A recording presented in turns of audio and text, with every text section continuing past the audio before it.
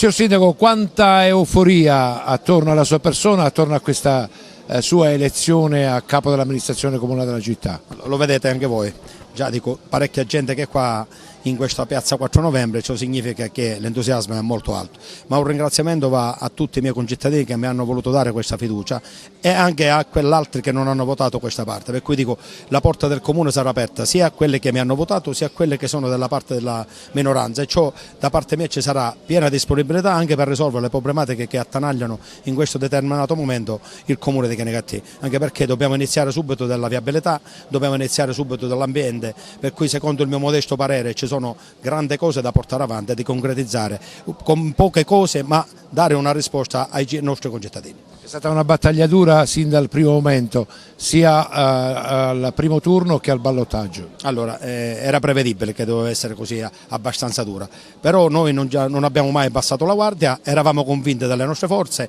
siamo riusciti a concretizzare il risultato, oggi ci sono vinti e vincitori, per cui dico oggi è la dimostrazione ancora una volta che noi abbiamo vinto e gli altri hanno perso, per cui non si può vincere la battaglia solo con i web, ma la battaglia si vince con le persone, così come voi vedete oggi qua in mezzo alla gente per risolvere le problematiche. A chi attribuisce questa vittoria, Sindaco? Io lo attribuisco a tutti i miei collaboratori, principal modo a tutte le due liste che ci sono state, che mi hanno dato un grande apporto e un supporto che non è venuto meno, e questo devo dire grazie veramente di cuore alle persone che mi sono state vicine.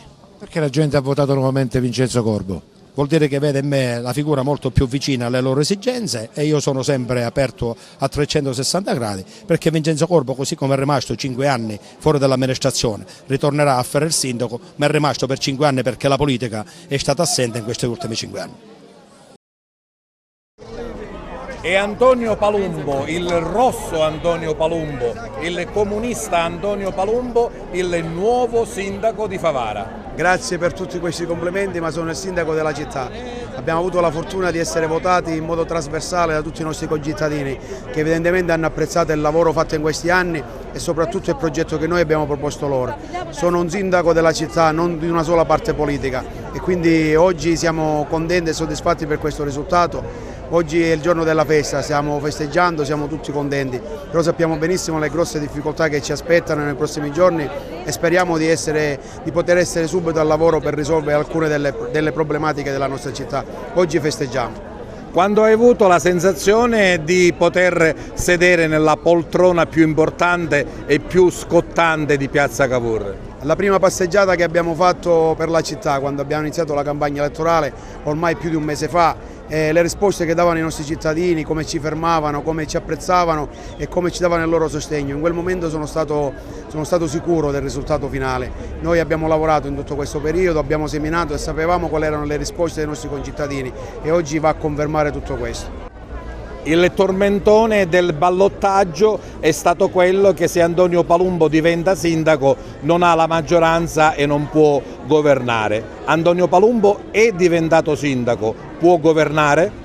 Sono sicuro di sì, sono sicuro perché a parte che il sindaco ha dei poteri con questo tipo di legge che gli permettono di lavorare serenamente, però il mio modo di lavorare è quello del contributo, del confronto con tutti. Io penso di riuscire con questo Consiglio Comunale, che è un buon Consiglio Comunale, a fare un buon lavoro. Proporremo atti che vanno nell'interesse della città, proporremo atti che sono per il bene comune, penso che nessuno dei consiglieri comunali eletti sarà contro queste cose, quindi potremo lavorare serenamente. L'abbiamo fatta e come ho detto in precedenza lo dobbiamo a questa gente che ci ha messo il cuore e insieme abbiamo dato l'opportunità a questo paese di avere un sindaco coerente e serio.